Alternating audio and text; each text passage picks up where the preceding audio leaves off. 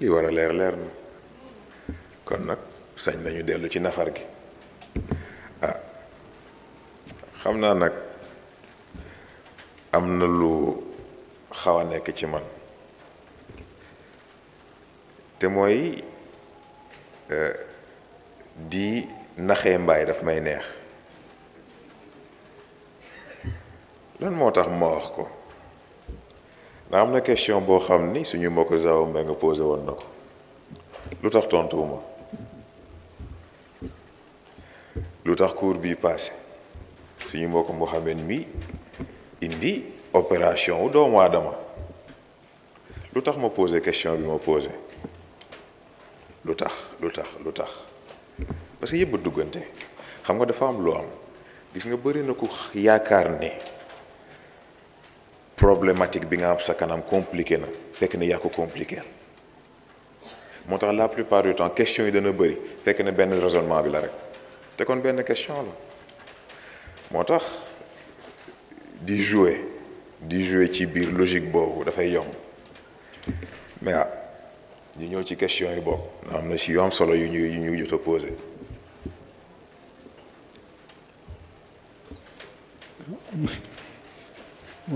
Mohamed daf ma wax ne bi njëkk mooy question wu dëju doomu aadama. question dëju doomu aadama nu ñu koy def. ah waaw opération yu yëpp ñu def ko ba pare mu ñëw jub si fu mu miin waaye wóoru ko muy dox di dox ba daje kër gu mu miin waaye wóoru ko mu dugg ci biir daje kanam yu mu miin waaye wóoru ko waaye mu gis ni dañoo am dëj mu ñëw xool néew bi moom xamu ko xàmmeewu ko xamul fu mu xamul sax lu nu mbir yi demee waaye am lu ko ne jàppale leen rek ñu ànd di ànd ñu denc néew bi ba dellu siwaat ba mu dem waaye muy wër ba dajewaat ak yàlla ne ko am man de dafa am lu ma jaaxal mu ne ko bi ci njëkk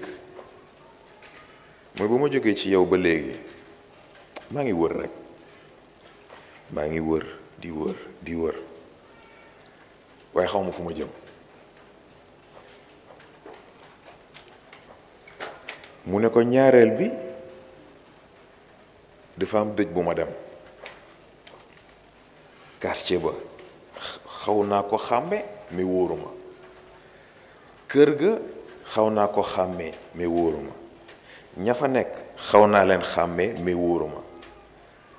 et pourtant ma jàppale leen ci dëj bi ak lépp delluwaat ci sama wër gi yàlla ree ne ko mu ne ko kon xamoo fi nga demoon fan la ne ko déedéet mu ne ko pourtant sa koñ la foofu nga màggee foofu nga juddoo foofu nga defee sa lépp mu ne ko lu tax kon xàmmeewu ma ko mu ne ko parce que sa perception l'a changé yamatoo ci sa gisinu bët su ruux xippi na te ni la sa bët di waxee ni lii laa gis su ruux dina naan lii laa gis kon nag di nga xëy gis fa loo xam ni sa bët dina ne lii boo ko fa woon su ruux ne la fii la mës a nekk comme nag information bu bees la dalay jaaxal mu ne ko ñaareel bi kër ga sa kër la fa nga juddoo fa nga màggee fa nga defee lépp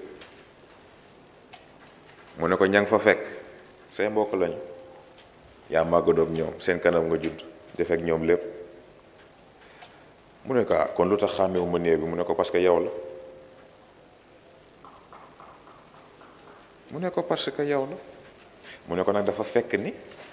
li tax xàmmewoo ko c'est parce que da nga jóge ci stade jëm ci stade mais gis nga nag problématique bi ñu posé daaw fii lay leere lan moo tax xàmmewul néewam parce que booba muy gaañu xamul boppam comme ba muy gaañu xamul boppam mais xam nga seetu ni nga mel la war a wan waaye ki xam boppam mu mën a am image bu claire wala ki gis boppam nag gëm boppam yooyu bu mu ci gën a topp rek image bi di gën a altéré wu di gën a altéré wu ba xëy mel noo xam ne boo taxawetee ci kanamu seetu bi di nga ne ah waa dëmbëgee kan la moom nag looloo ko dal bi mu ci gisee loolu nag xam ni ah nit day am wéeruwaay kon nag day jël boppam dénk yàlla embauche am waaye bu embauche aussi amee il faut que ñu xam compétence yi nu mu demee bu ñu xamee compétence yi ni mu demee xam ci ban division lañ koy mettre buñ ko mettre ci division xam kan moo koy superviser kilifa ñëw dëj baa nga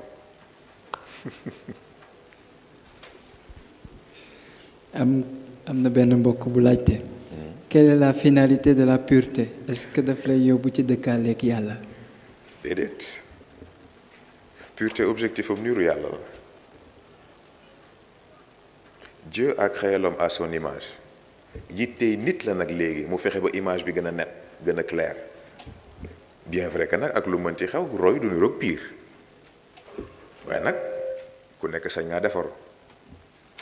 paasewul léegi mbokk bi ba léegi moo laajte légèreté utile est-ce que mooy toroxlu ba léegi bokkul légèreté utile justement moo lay permettre nga xàmmee toroxlu suufeel sa bopp ak xam foo àgg ak foo àggul ñett yu bokkul la toroxlu miin nañ ko te mooy bon du sax suufeel sa bopp parce que ba léegi bokkul parce que suufeel sa bopp extrême la suufeel sa bopp dafa bokk par contre ci légèreté dangereuse ndax bokk na ci liy lor nit mais toroxlu gi ba léegi taxul ñuy wax parce que toroxlu gi moment la danga koy def jàll ci leneen mais xam foo àgg ak foo àggul moo lay permettre nga xam lan la yàlla soxla ci yow ci moment tey c'est-à-dire que bu la yàlla ne génneel ma mbalit gi doo fa nekk di lijjanti ay est-ce que fa ma koy jàppee ci lim na est-ce que amoo keneen koo yónni ak yu mel noonu da ngay xam ni ak daraja boo mënti am grade boo mënti am ci kanamu yàlla doo kenn waaye nag du tax keneen taxaw sa kanam nga nangoo suufe gis na loolu légèreté utile. est-ce que bu ñu demee ci entreprise bi ba rentabiliser investissement bi ci nekk est-ce que du loolu mooy yóbbu nit ci noblesse waaw bu investissement bi rentable en effet wax ji mooy foofu du investissement la ñuy tudd foofu par contre entrepreneuriat la parce que da ngay sonn ba dajale li ngay dajale ci ni mu ko posé doogay mën a dugg nag léegi ci cadre noblesse boo àggee ci cadre noblesse nag fa la investissement di tàmbalee mais problème bi mooy boo investiree ba delluwaat ci servitude ah noo investir sa alal parce que quelque part am na fu fayit am lan moo tax xam nga bu ñuy wax noblesse wax servitude lii indi problème bi mooy dañoo déggul baati lan moo tax noblesse médaille yu martyr la te kon fekk deewoo doo ci jot waxuma nag suñuy deewu yii maanaam deewu waxin la servitude nag choix la nit ki mooy tànn servir waaye ça ne garantit pas la noblesse noblesse bi lan moo koy garantir d'abord choix de servitude bi bien sûr mën na ci influer waaye du ko garantir li koy garantir mooy tâche biñ la sant ban méthode nga ko remplir ban efficacité nga ko remplir, yan dégâts collatéraux nga ko remplir, mais surtout yeneen yan problème nga réglé waale. lii mooy tax yàlla di tappal nit médaille noblesse, waaye nit ki du ko yëg lu dul yàlla jot ci moom tege ci ay loxoom. li tax loolu góor gi daf ñu ko jàng ci yonent yàlla Yuusuf. lan moo tax il a fallu mu daj li mu daj yëpp ba pare yàlla doo koy nangul ne yonent la, doo koy wax ak moom ne ko yonent la, te daf ko wax ba pare xëy faat ko. lan moo tax parce que bu ko defoon avant mission bi yàqu.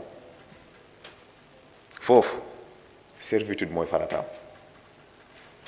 il a fallu mu servir ba pare doo koy mériter noblesse am,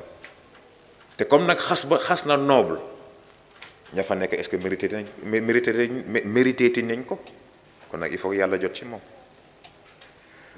xam nga pour sax gën ko simplifier, góor gi daf ñu jàngal ci ñaari baat, muxlisin ak muxlasin. mu ne ñii mooy ñi nga xam ni seen lépp yàlla leen ko defal, amuñu leneen luy jóge feneen. mais ñi ci des ñoom it yàlla leen defal seen lépp, waaye xaaruñu yàlla defal leen, dañoo jóg ñoom it njëkkee seen yitte. paasewul lii. mais nag li tax thème bi di compliqué boobu mooy inconnu bi. parce que inconnu bi boo seetloo même question yi fi jotee jaar yëpp ku si nekk ak ni nga ko interprété, mais gis c'est justement parce que ku si nekk ak ni nga koy interprété moo tax mu daaneel ñëpp. beneen question. est-ce que bu ñu tëjee safara dina amati finalité. safara ak àjjana du endroit, simulation la, du place, simulation la. te logiciel yépp yàlla moo ko def ci nit ba pare. moo tax yàlla soxlawul ay fourneau yi déedéet, nit ki mooy mbugal boppam. nit ki mooy mbugal boppam ci biir simulation bi, siècle après siècle après siècle. fekk nag nit ki ci boppam module central am demul ba reconnaître ni li yàlla rafetluwul ci nit ki dañ na, mbugal bi doo arrêté. pourtant góor gi jàngale na ko ci Mauritanie,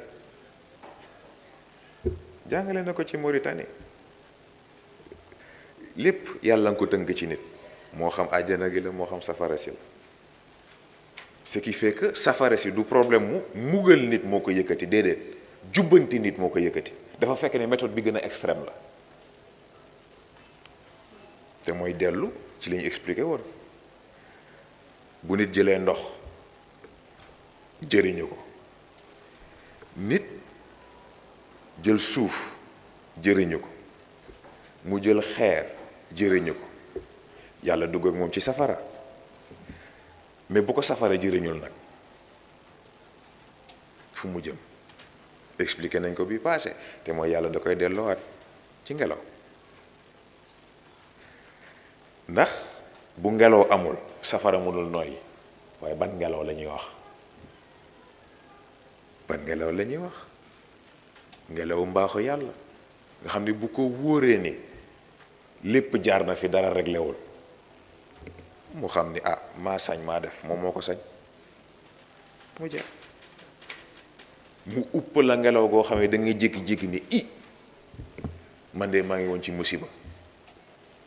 kon nag lii jeex na tey. exaltation dugg si mu jeex tàkk. dafa cité Marco Oberg ne dafay faral di def sortie de corps exploratoire. mu ne est-ce que loolu mooy dem barzak dellu si waat? non bokkuñu ndax kii def sortie explorative boobu dese naa maîtriser ay éléments, lu tax jëmmam àndul ak moom jeex. barzak nag ñi fay tukki di fa dem mais seen tànkay tege lan moo tax c'est très simple seen yaram rax na comme seen yaram rax na nag passe partout la gis nag ñooñu la yàlla di may dem àjjana sañ a lekk parce que nag daf ci am loo xam ne nit ñi seetluwuñ ko àjjana am na lii am na lële neexee na nii peex mi léegi lële waaw xanaa du àjjana ruux a fay dugg ruux yëgul benn ci yi te doyewu ko dara kon nag banaana yeeg lekk geeg michu yeeg yooyu yëpp noo koy def xanaa toog di ko seetaan toog di seetaan ñi nga xam ne def nañ seen yitte ci seen bopp def nañ seen yitte seen diggante ak seen borom ba bu ñu sañee seeñu te mooy li mu wax bi passé àjjana neex na yaatu na waaye am na ay mbedd ku nekk ci mbedd nag amoo dara ah di nga yër nu biir fenêtre an ay waay bu ma sañoon jot ci pooj bële de way suwul li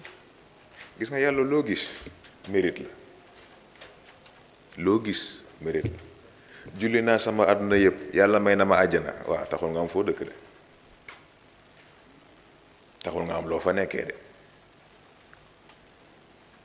taxul nga mën a jot ci bànneex bi taxoon ngay ree sa bopp boobu ba léegi waaye xam nga yàlla fi muy nattee mbir yi c'est extraordinaire àjjana la yitteel li nga jot ci àjjana waaye li la tax a sonnee àjjana est-ce que mérité nga ko kon doo ci jot waaye ki nga xam ne moom àjjana ak safara benn yitteegul ko si bëtam moo ko teg ci yàlla mi bind ñaar yëpp te tax ñaar yëpp di fonctionner mais kooku bu mérité wul li tax ñu bind àjjana ku ko mérité mais gis nga yàlla il est extraordinaire lan moo tax ki xas ba mérité àjjana soxlaatu ko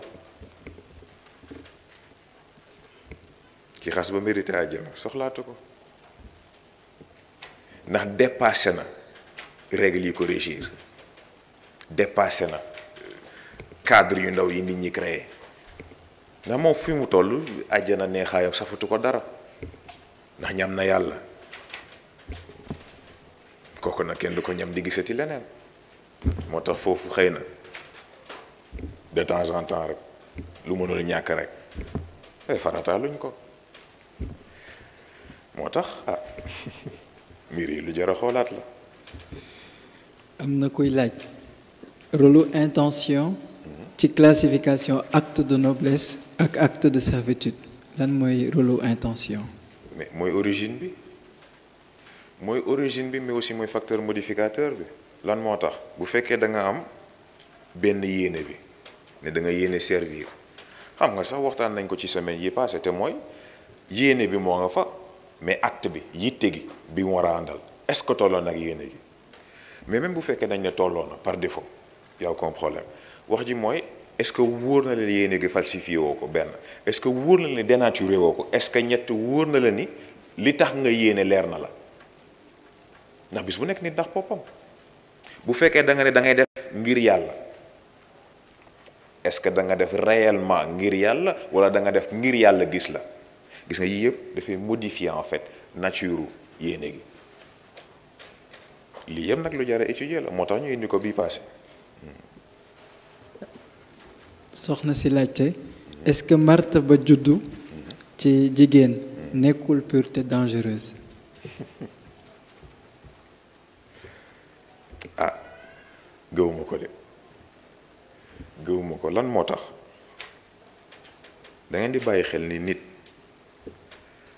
lu mu amul ci boppam daf ko sonnul ci boppam noonu rek la toll moo tax xam nga mën nañ ne jigéen daaw sax indi nañ ko ci xëy na genre mënuma ne défaut mental mais prédisposition mentale lay wax boo xam ne xëy na moo ko am mais loolu en fait effet secondaire avancement am la effet secondaire supériorité am la lan moo tax c'est très simple gis nga ku gis sa doole wóolu sa doole waaye fekk xamoo doole jàmbur doo tey loolu tax jigéen mu wóolu jugement am daf ko yomb wóolu xalaatam daf ko yomb mën na gis logique bu ne mais bosam mu ko gënal lan moo tax dafa am fi yàlla jaar ak moom ba pare. moo tax mën naa comprendre inquiétude bi tax mu poser est-ce que du pureté dangereuse mais je pense pas que pureté dangereuse la mais je dirais plutôt que légèreté bi moo desee utile. lan moo tax est-ce que bu ñuy raisonner est-ce que bu ñuy xalaat est-ce que bu ñuy doxal seen logique ñoo ngi koy doxal ci lii mooy jëriñ wala lii la yàlla soxla ci man wala ñoo ngi koy doxal ci bu ma sañoon lii la yàlla soxla ci man bu ma sañoon nii la ma yàlla li tëraleel. alors que buñ ko teeloon aj ci yàlla lan la soxla ci man ki ma yàlla boole lan la soxla ci man pénc mi lan la soxla ci man nan lay fexe ba li ma wër yëpp mën a sax parce que loolu mooy jigéen. loolu mooy jigéen xam nga pourtant góor ak jigéen dégg ko yomb na xooleen asamaan ak suuf xooleen asamaan ak suuf suuf bu melul ni mu war a mel est-ce que dana saxal li mu war a saxal mënu ko et pourtant suuf bu saxalul lan lañ koy doyee mënul nekk et pourtant scientifiquement il a été prouvé que garab fu mu sax taw fa la gën a yomb lan moo tax ni système bi tëddee moo tax muy reconnaître ni place bi nanga mës na fa am njëriñ na fa kon na fa yokk. góor asamaan la bu tawee gis ni suuf saxul ah yaakaaram tas kon nag mu xooli feneen fu mu ko sotti mu jeex. waaye jigéen nit day def ni suuf te mooy bu toogee mu wóor ko ne asamaan li ko war digganteem ak moom defu ko moom mu def li ko war ci boppam. lan moo tax désert boo dem fekk fa cactus et pourtant taw amu fa teewul suuf a ngay saxal jigéen a ngi noonu. est-ce que doomu aadama bi jël destin def ko yoon dem ba gaar bi ñu def ko pièce détachée pièce détachée boobu ñu ko def est-ce que du loolu mooy réincarnation te nee na bu dee réincarnation kon baaxul. non c'est-à-dire que réincarnation beneen processus la réincarnation processus d'urgence la ci naka ki nga xam ni tey jii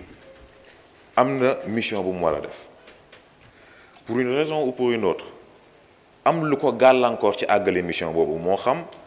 imprévu dafa am wala ñu woo ko en urgence ci beneen situation ruuxam def départ fii réincarnation di intervenir fenn la te mooy jëmm ji nga xam ni moom la amaloon connexion foofu bu fekkee dañ ko denc ba mu yàqu te mission bi mu waroon def si fii il faut mu dellu si àggale ko ci lañ koy jox benn tuddati waay benn jëmm boo xam ni apparence d'emprunt la mën na nekk ci jëmmu animal mën na nekk ci yeneen xeetu jëmm mën na nekk sax ci ngelaw pour wax la mais du lu permanent c'est-à-dire lu temporaire la le temps que li mu waroon def mu def ko wala boog mu contribuer lu tolloog li mu waroon a def bu paree départ na loolay réincarnation bokk naka ñu def la pièce détachée day mel ni tey jii ki nga xam ne tey jii dafa yore ordinateur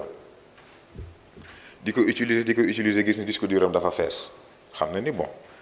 li mu yore ci information fii soxla na ko mais il faut aussi mu am beneen disque dur mais ñaar mën na nekk bu fekkee machine am na place su mën a installer beneen disque dur mën na dem ci marché bi jënd beneen disque dur installé wala muuti disque dur externe gis nga pièce détachée yépp ci lii lay dugg te mooy da ngay xool yow mi nga xam ne yaay jëndi pièce détachée bi yaa koy jëli est-ce que répondre na à tes attentes est-ce que mel na ni mu war a mel est-ce que qualité bi baax na boo xoolee yooyu yëpp ba pare lii farata il faut nga nettoyer ko lan moo tax nit logiciel am dafa sob ci léppam lay dugg cellule nit boo gis dafay am sauvegarde identité am loolu tax comme li ñu ko waxee bi passé néew il faut nga sangu ko parce que lu rax ci programmation bi rek yàq calcul bi moo tax il faut nga formater disque bi boo ko formater ba mu wóor na ne beneen donnée raxu ko nga doog si dugal sa yos nii rek la. am na ku laajte lan mooy siège ou imagination. siège imagination mais comme tous les éléments mentaux le cerveau wax ji nag mooy ci biir développement imagination boobu ci biir croissance imagination boobu muy dépasser cadre imagination di jëm ci cadre processus de simulation yan zone lay occupé ci nit parce que boo xasee ba egsi ci moment boobu ci stade yooyu mais imagination day dugg ci yaram dugg ci xel dugg ci ruux lan moo tax dafay bokk ci processus d'amélioration aux composants yi dafay bokk ci processus d'amélioration aux composants yi imagination tey ji am na foo ci àgg moo lay permettre tey ji sa xel day gën a ñaw ngay gën a gaaw a analyser gën a gaaw a réfléchir da lay permettre tey ji sa yaram sax di mën a anticiper yenn situation yi parce que yenn saa yi yaram dina jot signal boo xam ni miinu ko bu fekkee imagination bi fekkee na mu développé ni mu war a développé dina ko permettre en fait mu teel a def benn genre décortication mën a xam à peu près lan mooy importance su signal bi lan moo tax ñuy wax à partir de là nag mu transférer signal bi bu fekkee ci ruux la moom it même chose day permettre ruux dugganteem ak xel gën a yomb ci biir loolu nag ci le processus de fabrication matérialisation di doogay mën a dugg mais loolu tamit day fekk nit ki am matériel beeg li ci des pour mën a matal nag léegi loolu yëpp.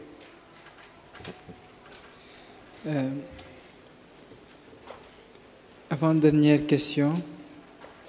est-ce que ñëpp ñooy porté wu volontaire pour dugg ci servitude? ni ma ko waxee sànq c'est un choix à faire ku si nekk yaay tànn mais nag gàcce weesuwul nga tànn ba pare ne bu ma yëgoon kon nag ku nekk nag booy tànn xamal li ngay tànn lan la te xam ne lim la jaral c'est aussi simple que ça. Question bu mujj bi. Dieu a créé l'homme à son image. ndax c'est sélectif ndax yàlla dafa tànn ñi mu bind à son image wala ñëpp la bind à son image. Est-ce que xam nañ image bi lan la dama am sama benn mbokk moo ngi fi toog sax dañ doon mës a waxtaan téléphone ñuy waxtaan ci wàllu yàlla ma ne ko xanaa xamoo ni mu ne ma ne ko yàlla titre yàlla mu ne ma ne ko yàlla dépassé na ko mu ne ma ma ne ko waaw ma ne ko titre yàlla dépassé na ko parce que évolution bi muy xaar ci ñun ci boppam la ko tibbee yàlla mooy évoluer moo tax ñu ne ñu war a mën a sañ a évoluer noonu rek la toll te kon Dieu a créé l'homme à son image mais quelle image? Une image d'évolution, une image de perfection, une image d'amélioration quotidienne loolooy image bi looloo tax nit balaa moo doon nit il faut que mu jaar ci doomu aadama bu ci jaaree ba pare def évolution bi doo koy gën a jege image bi paasewul lii. ñu jéggalu dafa am question bu ñu tëb te mooy vers l'inconnu. nattu wala nangu fan lañ koy wëree ci xel ci xol ci ruux ban moo ciy nangu xel la wala xol wala ruux. bu nangu amee ñetti yëpp dugg nit mooy nangu te kon boo ko étudier xam ne kon c'est une question de volonté mais maanaam du volonté comme xëy na yenn cas yu extrême yi c'est-à-dire que c'est un simple choix c'est un simple choix lii taxaw sa kanam est-ce que nangu nga ko maanaam pas nangu dans le sens où xalaat naa ba sama xel dal ci déedéet est-ce que nangu nga ko est-ce que accepté nga mu dugg yow ci sa système ci sa fonctionnement loolu mooy nangu wax ji nag mooy est-ce que noonu ñu ko décrire est-ce que noonu la ko nit ñi di dundee c'est très important xam nga lu mel noonu moo taxoon sax man may indi sama naxee mbaay gi sax parce que question bi Zao posé les besoins de base ñu ne quotidien le problème mooy kan la yàlla def journée am nekk 20 ans kan la yàlla def journée am nekk 50 ans kan la yàlla def journée am nekk 1000 ans loolu il faut ñu jël ko en considération mais li tax ñu war ko jël en considération li tax sax bii passé bi muy interveniraat ma ne am na ñoo xam ne norme sax tënku leen c'est parce que tey jii mën nañ ne lekk yaakaar naa nelaw ak banati la waxoon zawa boo waxoon naan waaw kay léegi ki nga xam ne yàlla li mu décidé ci wàllam mooy ni muy lekkee mooy ni ko garab yi di defee te mooy fu ko jant bi tiimee rek moo ngi lekk kooku benn cas la benn exemple la ki nga xam ni tey jii humidité bi nekk ci ngelaw gi fu mu rombee yaramam absorbé ko muy naanam mais noo koy natte mais ki nga xam ni tey jii ci fraction de seconde bi mu gëmmee yàlla dugal na fa repos am yépp noo koy natte gis nag yii yëpp pourtant génnul noblesse ak servitude parce que lan mooy servitude lan mooy essence su servitude mooy lan mooy lépp lu yàlla soxla ci yow ak lu mu mënti doon ak fu nga ko mënti soxlee ak anam gu nga ko mënti soxlawee da nga ko koy jox moo tax loo nekk sëriñam il faut nga delluwaat nekk ndongoom waaye yàlla doo liggéey ba sonn mu lay delloo sa ñaq déedéet liggéey nga ba nekk sëriñ boo delluwaat ndongo li nga xamoon ba ngay nekk sëriñ ngay yóbbaale ndax mu jàngalaat la yoon bi boo demaatee ba àggaat mooy nga ne ngay doogee naan kon nekk lii yëpp romb naa ko fi di gisuma ko xaar ma delluwaat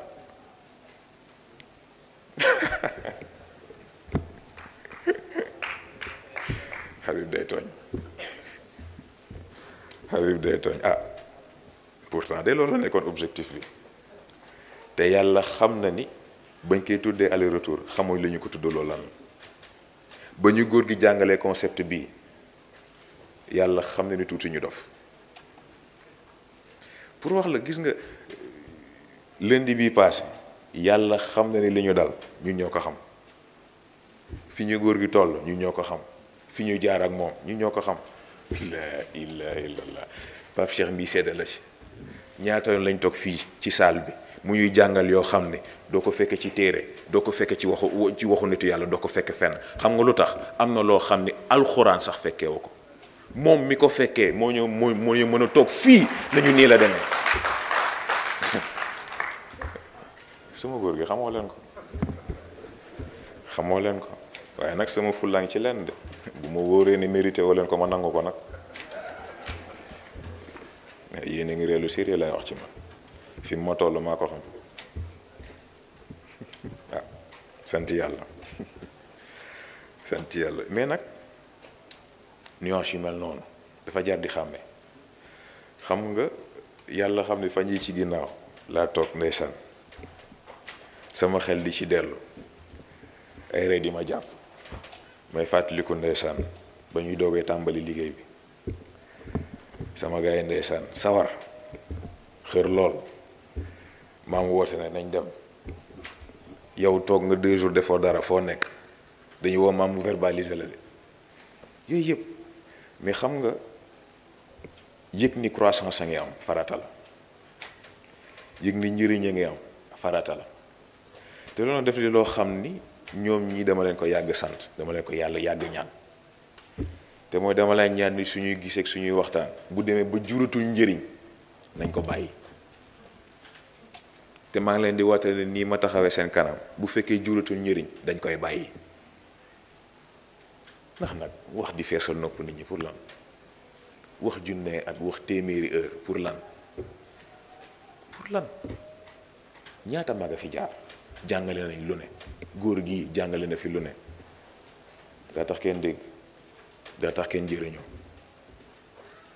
kon nag am na loo xam ne buñ ci àggee mais ñi ko yàlla jagleel rek ñoo koy jël te mu dellu ci sélectivité bi nga tudd sànq am na loo xam ni c'est sélectif en effet mais c'est pas sélectif parce que c'est prédéterminé c'est sélectif parce que ñi nangoo def yitteem bëriwuñu c'est sélectif parce que ñi nangoo def yitteem bëriwuñu c'est aussi simple que ça moo tax niñ ko tuddee bale passé rek yàlla bu ñuy tudd projet nit ñaata milliards yi nit a fi jaar ñépp moo ngi ci suuf mu dëxëñ te féetewu ko fenn et pourtant li projet bi di rëy li muy laaj lu muy bëri investissement bi lu mu rëy benn spécimen la ci soxla benn spécimen la ci soxla moo tax en effet li ci am doon wax sànq c'est une course wax ji nag mooy oto bu nekk ak moteur am oto bu nekk ak paanam oto bu nekk ak chauffeur am ndax am na chauffeur yoo xam ni xamuñ dara ci mécanique moom daal lañ dugal vitesse muy daw rek wax ji nag mooy kuy ñëkk a àgg ak ko àgg loo fay fekk asalaamaaleykum wa rahmatullah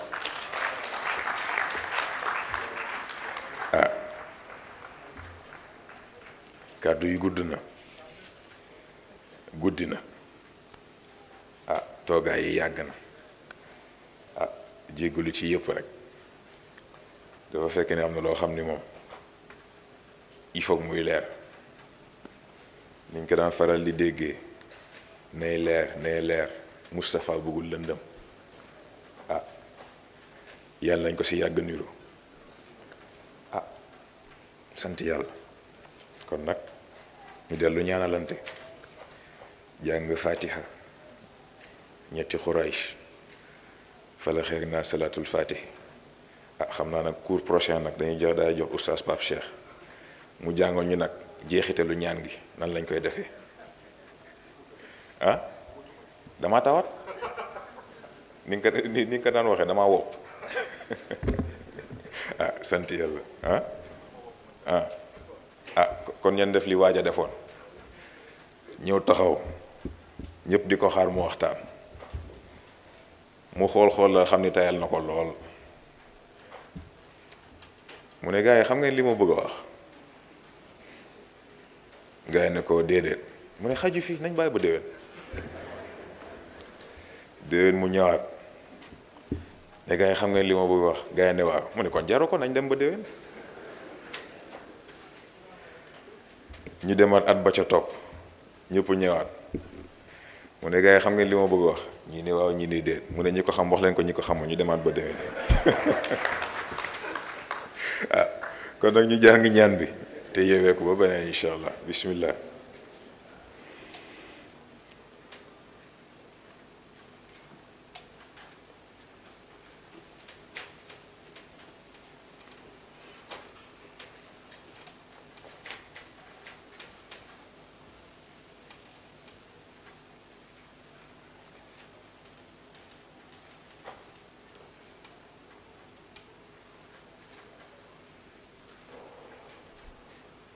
incha allah